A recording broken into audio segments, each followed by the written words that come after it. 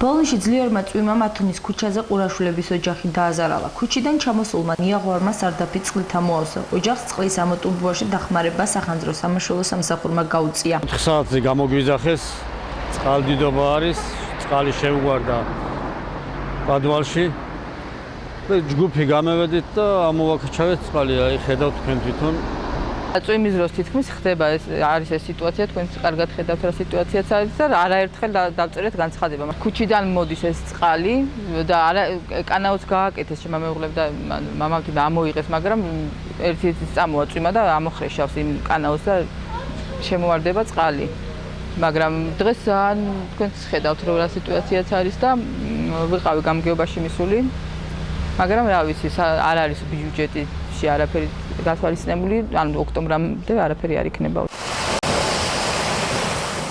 როგორც დაზარალებულები ამბობენ, მსგავსი შემთხვევები ხშირია, ვინაიდან ათონის ქუჩაზე სანიაღვროები არ არის, უხვი ნალექის დროს წყალი ოჯახებში შედის.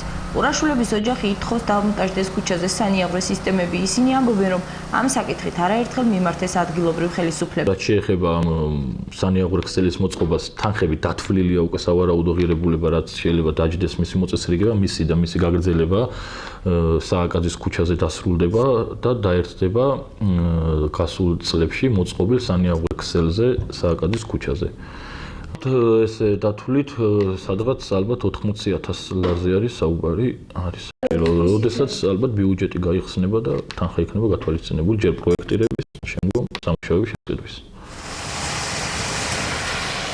მუნიციპალიტეტში ინფრასტრუქტურის სამსახურში აცხადებენ, რომ სანიაღვრე სისტემის დასამონტაჟებლად თანხები უკვე დათვლილია და ბიუჯეტი როგორც კი გაიხსნება და გამოიყოფა თანხები ჩატარდება შესაბამისი ღონისძიებები. პირველ ეტაპზე მოხდება პროექტის შეძენა, რის შემდეგაც მოეწყობა სანიაღვრე ქსელი.